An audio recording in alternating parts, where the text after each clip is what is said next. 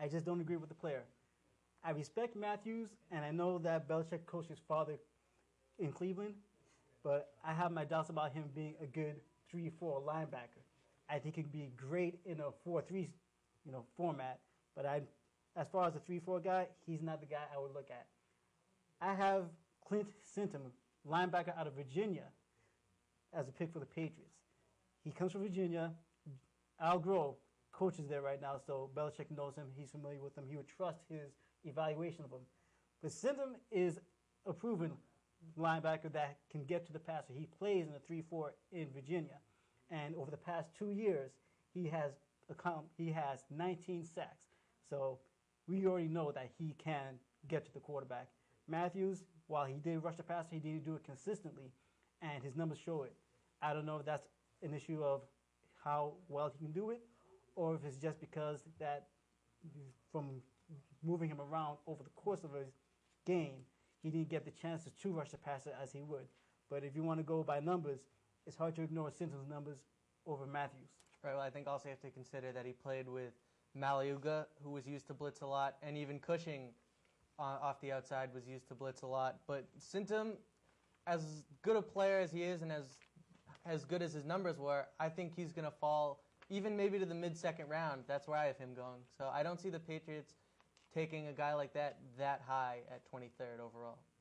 All right, now that you got their first pick out of the way, who do you think they're going for? Do you think they're going to go maybe a cornerback or safety, or maybe a cornerback that can play safety, or somewhere in that for their second pick? Well, I think at least for the next 2 years, they've set themselves up nicely at cornerback with the additions of Sean Springs and even Lee Bodden as your number 3 cornerback. So I see them going defensive line, especially because there's a possibility that Richard Seymour is not brought back next year. And with that said, I think they go with Jerron Gilbert, who's a versatile player. He can play D-tackle just as well as D-end. And I see the Patriots taking him with that 34th pick. I can understand that. They're going to have a good number of free agents at the line because, like you said, Seymour. And I also believe that Vince Wilfork's coming at the end of his contract as well. They're trying to talk that out. Hopefully they work it out. So they do have an issue there. But they did re-sign Mike Wright. So at least that may buy them a little bit of insurance. I've heard that they do like Darius Butler, the cornerback out of UConn. He's big, very quick, kind of corner that the Patriots would like.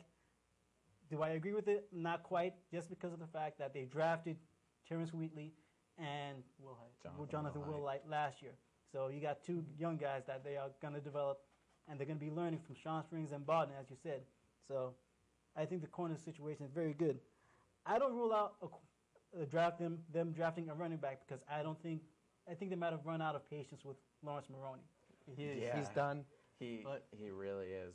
I don't know what But I think someone whose stock rose tremendously last year came out of nowhere would be Ben Jarvis Ellis Green.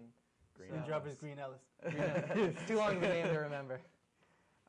All right, well, that's it for YSA's draft special. I'm Tyler Kenny. This is Randolph, Charlatan, and Bobby Kravitsky. Now let's kick it to Jeremy with the score update.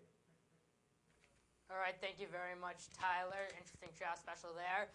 Just some update on some scores. A shocker in the Western Conference. The Utah Jazz, the 8th seed, have taken a 106-96 lead over the Los Angeles Lakers in Game 1. So, real stunner there. Also in hockey, the Philadelphia Flyers have a 5-2 lead over the Pittsburgh Penguins. And behind John Lester's 7 shutout innings, the Red Sox did defeat the Orioles 2-1. Thank you very much for watching this live edition of Ksports Sunday. I'm Jeremy Adler for YSA Sports.